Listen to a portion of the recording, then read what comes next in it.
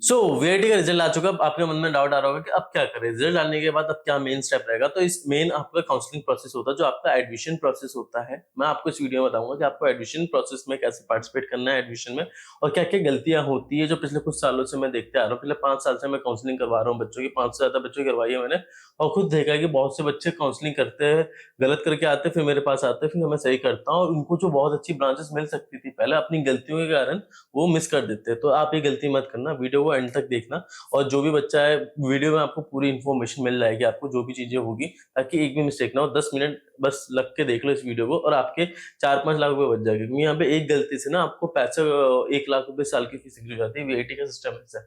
Private college है, सबको पता है, फीस लेता है बहुत एक्स्ट्रा, फिर भी बच्चे लेते हैं एडमिशन।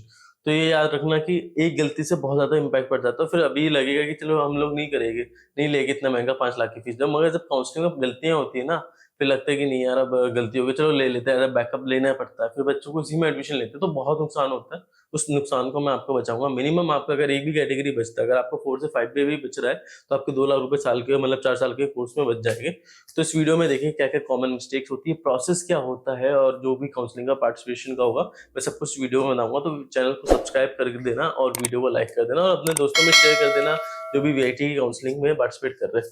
तो अब स्टार्ट करते हैं वीडियो को। तो सबसे पहले यार ये जान लो कि वीआईटी का एग्जाम जब आपका आ चुका, रिजल्ट आ चुका, तो इस रिजल्ट के बेसिस पे आपकी काउंसलिंग प्रोसेस स्टार्ट होगी, जिसकी डेट्स आपकी आई है, और उसी के बेसिस पे आप इसमें काउंसलिंग में पार्टिसिपेट कर सकते हो। तो इसके अंदर क्या है कि जो फेज वाइज बच्चे को डिवाइड कर देते हैं ये लोग। तो जो भी आपकी फेज 1 की स्टार्ट होगी, उनकी 4 तारीख से, मतलब आज से स्टार्ट हो चुकी है काउंसलिंग, और आपका 6 तारीख तक का चलेगा।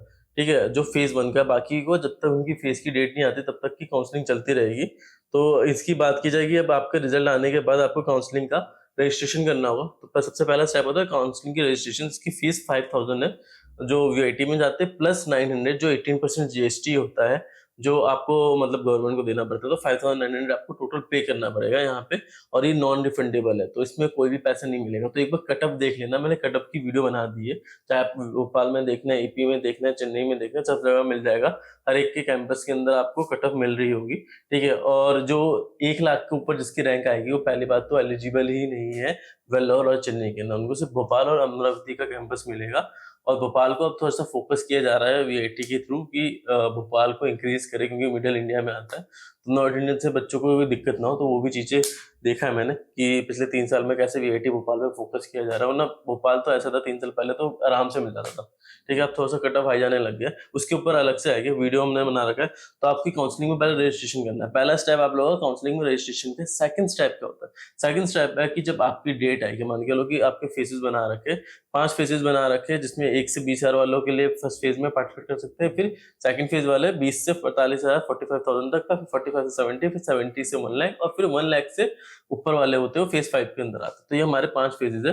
तो आपकी फेजेस वाइज आपकी डेट आएगी चॉइस फिलिंग की। चॉइस फिलिंग सबसे इंपॉर्टेंट चीज होती है। चॉइस फिलिंग के बेसिस पे आपको कॉलेजेस मिलता है या नहीं मिल रहा होता, और उसके बेसिस पे आप चॉइस फिल करोगे तो आपको पहले चॉइस लॉक किए जाएगी, उसमें प्रायोरिटी सेट होती है। तो चॉइस फिलिंग कैसे होता है कि अभी मैं इसके ऊपर एक डिटेल बताता हूँ कि चॉइस फिलिंग का क्या हो। बस ये समझो कि चॉइस फिलिंग आपको अपने हिसाब से प्रेफरेंस फिल करना होगा।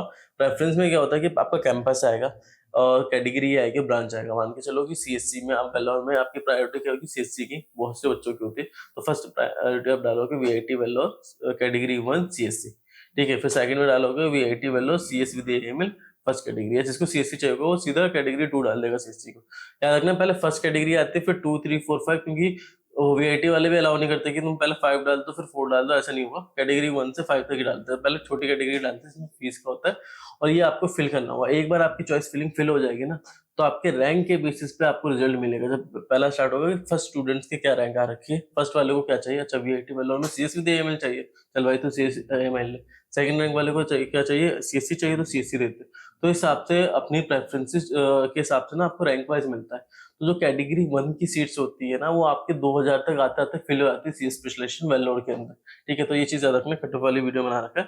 अभी मान के लो कि आपकी प्रेफरेंस बना रखी है और आपको सीट मिल जाती है, लेटर आपका रिजल्ट आता है, तो 2 ऑप्शन होता है। अगर आपने चॉइस फिलिंग ढंग से की है तो आपको सीट मिलेगी, चॉइस फिलिंग ढंग से नहीं की है तो आपको रिजल्ट नहीं मिलेगा, सीट फिर नेक्स्ट राउंड में जाना पड़ेगा।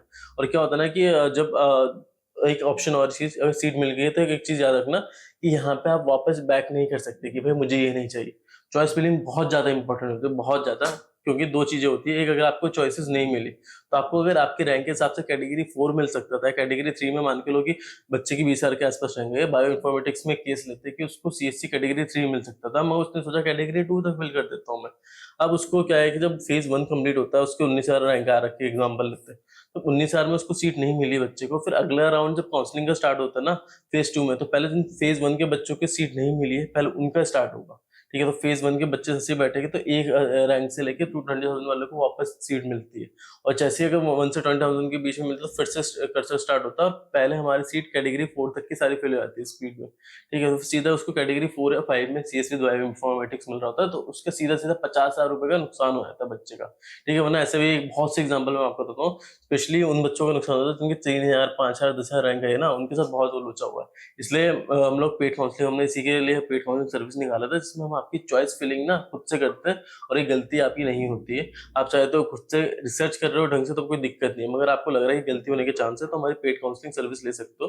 मैं 5 साल में 500 बच्चों की काउंसलिंग करवाई है, उसके कारण चॉइस फिलिंग में कभी गलती नहीं, तो मैं खुद से चॉइस फिलिंग बना के देता हूँ आपके हिसाब से। अगर आपको चाहिए सीएससी की प्रायोरिटी है, वेल्लोर प्रायोरिटी है, चेन्नई है, भोपाल कैंपस जो बोलोगे उस कैंपस को हम प्रायोरिटी देके, कैटेगरी आपकी प्रायोरिटी की सस्ती फीस वाली चाहिए, उस हिसाब से आपकी चॉइस फिलिंग में बनाऊंगा और आपको शेयर करूंगा। आपको वही चॉइस फिलिंग फिल करना है, तो बहुत ईजी रहेगा आपके लिए। सेकंड, आपके जूम सेशन होते रहेंगे ताकि आपको अपडेट मिलता रहे वीआईटी काउंसलिंग का। अच्छा, कि वेल्लोर कैसा कैंपस है, क्या कहते हैं, चेन्नई कैसा कैंपस है, उसका भी मैं आपको काउंसलिंग सेशन एक प्रॉपर जूम सेशन प्रोवाइड करूंगा। प्लस आपका जब एडमिशन होगा उसके बाद आपको एडमिशन होने के साथ साथ ना आपके बैचमेट्स के नंबर मिल जाएंगे, ये भाई वीआईटी चेन्नई में सीएससी का बच्चा, इससे तुम बात कर सकते हो जाने से पहले, ताकि जान पहचान हो जाए, पहले ही आपको आइडिया मिले।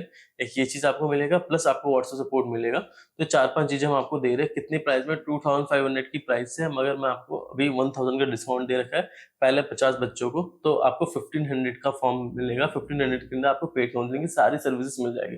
सिर्फ 1500 देना होगा आपको। व्हाट्सएप सर्विस से लेके Zoom session plus choice filling personalize सब कुछ आपको मिलेगा 1500 रुपए के अंदर। तो जल्दी जाके रजिस्टर कर देना, क्योंकि हम सिर्फ 50 बच्चों के लिए प्राइस है, उसके बाद इंक्रीज हो जाएगा प्राइस।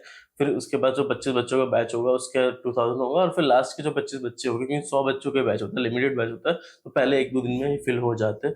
वो मोस्ट प्रोबेबली आपकी चॉइस फिलिंग से पहले ही फिल हो जाएगी 1500 वाली सीट। तो जल्दी जाकर रजिस्टर कर लेना ताकि वो सीट आपकी बची रहे, क्योंकि हर साल मैं सिर्फ 100 बच्चों को लेता हूँ। मेरी मोस्टली फेज 1 है, फेज 2 में सीट फिल हो जाती है, फिर वैसे भी महंगी भी मिलती है, और जब बच्चों को दिखता है ना फेज 1 में गलती करके आते हैं, तो वही 1500 की काउंसलिंग लेते तो गलती भी नहीं होती, उनको वो पैसे भी बच जाते 2 लाख के, प्लस पेड काउंसलिंग के पैसे भी उनके सस्ते पड़ते हैं। तो वो चीज़ ना हो, तो उसके लिए आप पेड काउंसलिंग में रजिस्टर कर लेना। तो ये चीज़ याद रखना वीआईटी काउंसलिंग प्रोसेस में कि चॉइस फिलिंग ढंग से करना, रिसर्च अच्छे से करना, वरना किसी की भी पेड काउंसलिंग ले लो, मेरी ले लो, किसी की भी ले लो, अगर आपको, क्योंकि तो कॉम्प्लेक्स बना रखा है इन्होंने। और एक चीज़ याद रखना, जो आपको सीट मिल गई आप उससे बैक नहीं कर सकते। अगर आपने चॉइस प्रेफरेंस डाल दिया, मान के लो 20 नंबर का डाला है, फिर 21 नंबर का डाला है, ठीक है, अगर आपको 20 नंबर वाला मिला, आप सोच रहे हो कि 21 वाला मुझे दिला दो, उसके नीचे वाला, वो नहीं होगा। एक बार जो सीट मिल गई वो मिल गई, अगर आपने वो सीट नहीं फिल किया तो आपको कोई फायदा नहीं है। और उसका जैसे ही आपको सीट मिलेगी आपको तो फीस पे करना होगा, हर कैटेगरी की फीस बना रखी है, मैं आपको स्क्रीनशॉट दिखा दूंगा, जो आपको मेल पे भी आ रखा होगा। तो ये आपकी कैटेगरी वाइज सीट बना रखी है, तो आपको एडवांस फी पे करना पड़ता है। तो अगर आप सीएससी वगैरह ले रहे हो, ठीक है, तो इसमें अब एडवांस फी अप्रोक्सीमेटली जो जाता है वो 2 लाख का स्टार्ट होता है, 2 लाख से फिर 2 लाख 3 लाख तक का जाता है, और बाकी रिमेनिंग फीस आपको 2 वीक के अंदर देना ही पड़ता है वैसे भी। तो वीआईटी का फीस का तो ये इशू रहता है। तो ये एक चीज है कि आपको, अगर आपने पे नहीं किया तो आपकी सीट काउंट नहीं होती। ठीक है, तो आपके रैंक के हिसाब से ये सीट्स मिलनी है, और एक काउंसलिंग प्रोसेस होगा, और जो आपको सीट मिल गई वो फाइनल है। इस चीज को याद रखना है, ये बार बार मैं बोल रहा हूँ क्योंकि इसके बाद भी बच्चे गलती करेंगे।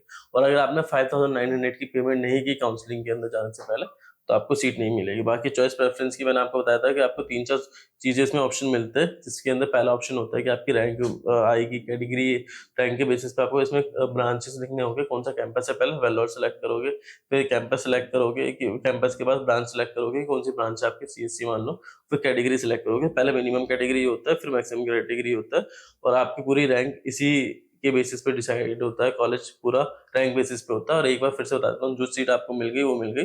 बाकी अगर आपको कुछ जानना है तो आपको मैं पेड काउंसलिंग का लिंक दे दूंगा, आप उस पर, प्लस आपको मैंने पीआईटी के अपडेट्स के लिए फ्री ऑफ कॉस्ट मैंने वो बना रखा है ग्रुप, तो उसमें आपको कुछ कुछ इन्फॉर्मेशन मिलेगी। पेड काउंसलिंग तो नहीं मिलेगी, मगर कुछ ना कुछ इन्फॉर्मेशन आपको मिलती रहेगी यहाँ पे। प्लस जिन बच्चों के 1000 के अंदर रैंक, उनको कहीं ना कहीं पे स्कॉलरशिप भी मिल रहा होगा, उनकी 1000 के अंदर रैंक आ रही होगी, जैसे 500 से 1000 के बीच में जो रैंक आती है उनको 25% की फीस पे मिलता है। मतलब अगर कैटेगरी 1 मिल रहा है, 2 मिल रहा है, तो उस पे भी उनको 25% का डिस्काउंट मिल जाता है। ठीक है, तो ये इन्होंने स्कॉलरशिप निकाली। इसके अलावा आपकी स्कॉलरशिप नहीं है वीआईटी के अंदर, बस जो होता है रैंक के बेसिस पे होता है। हॉस्टल वगैरह आपकी अलग से वीडियो बना दूंगा कैटेगरी वाइज फीस पे, मगर हॉस्टल मान के लो 1.5 लाख रुपीस में इधर हॉस्टल आ रहा होता है, सबसे सस्ता वाला भी हॉस्टल। तो कॉलेज ही महंगा है वीआईटी का। तो ये आपकी मेन स्टेप्स थे। अगर आपको इसमें कोई डाउट होगा तो कमेंट करके बताना, वीडियो को लाइक कर देना। ठीक है, और आपकी रैंक की जब आपकी डेट आएगी तभी आप काउंसलिंग फिल कर सकते हो। एक इंपॉर्टेंट चीज बताना भूल गया मैं, एक इंपॉर्टेंट चीज ये है कि भाई अगर तुम चॉइस फिल करते हो कैटेगरी फेज 2 में जाओगे, तो फेज 2 में जाने से पहले ना आपकी सीट फिल हो जाती है। ऑब्वियसली बात है, कैटेगरी 4 तक की सीट पूरी फिल हो जाती है सीएससी की, और स्पेशलाइजेशन में भी मोस्टली कैटेगरी 3 की सीट फिल हो जाती है। कुछ कुछ में सीएससी एएमएल वगैरह जैसे ब्रांचेस में कैटेगरी 4 भी फिल हो जाती है। ठीक है, तो क्या होता है कि सीट जैसे फिल होना स्टार्ट होता है, जब बच्चे सीट खत्म हो जाती है, जिसमें बच्चों ने पेमेंट कर दी, तो वो चॉइस फिलिंग में वापस ऑप्शन आता ही नहीं। मान के लो जिस बच्चे को सीट मिली है, केस मान के चलते हैं कि किसी बच्चे को कैटेगरी 3 की सीट मिली है, अब उस बच्चे ने उसकी पेमेंट ही नहीं की है। तो पहली बात तो इनके पास एक नंबर होता है कि अगर हम 1000 बच्चों को सीट ऑफर करेंगे तो उनको पता होता है कि डेटा के हिसाब से कि सिर्फ 800 बच्चे एक्सेप्ट करेंगे, तो उस रेशियो में ये लोग देते हैं सीट। ठीक है, तो एक दो ज्यादा होता है उसमें, कोई ये उनको बिहेव नहीं करता है आराम से, ठीक है कोई नहीं, हम फीस उनको कम देना पड़ता है, तो उससे कोई इशू नहीं आता। क्योंकि ऐसा नहीं है कि ओवरऑल आपको कैटेगरी 5 की सीट में से कैटेगरी 3 निकाल के दिया इन्होंने। तो अगर मान के लो कि 100 में इन्होंने माना 1000 में से सिर्फ 800 बच्चे एक्सेप्ट करता है, अगर 810 भी होगा तो 10 बच्चों की फीस कम कर देगा कैटेगरी 4 की जगह पे, तो वो उसको कॉलेज को इतनी टेंशन नहीं है। मगर हाँ, अगर उस 10 मान के लो कि सिर्फ 750 बच्चों ने एक्सेप्ट की, 50 बच्चे बच गए, तो आपकी कैटेगरी 5 की सीट में कन्वर्ट कर दी जाएगी सीधा सीधा, तो उसकी फीस इंक्रीज हो जाएगी। इसलिए हमेशा कैटेगरी 5 की कोई कट ऑफ ज्यादा जाती है एज कम्पेयर टू बाकी कट ऑफ। ठीक है, और मेनली जो डिफरेंस आपको दिखेगा 3, 4, 5 में दिखेगा। 1 बहुत स्पीड से फिल होता है, सेकंड में बहुत स्पीड से फिल होता है, उसके बाद आपको आराम से सीट फिल होते हुए दिखेगा। ये वीआईटी का सिनेरियो है, बाकी कट ऑफ आप देख लेना जाके। तो ये चीज आपके माइंड में होना चाहिए कि ऐसा मत सोचना कि किसी ने कैटेगरी 1 वाले बच्चे ने सीट छोड़ दी तो मुझे वापस मिलेगा, नहीं, वो कैटेगरी 5 में बन जाएगा और वो भी आपको जल्दी सीट फिल हो जाएगी। तो यार अगर वीडियो अच्छी लगी हो तो वीडियो को लाइक कर देना, और कौन सी टॉपिक पे वीडियो चाहिए कमेंट करके बताना, मैं इसके ऊपर डिटेल वीडियो बना दूंगा।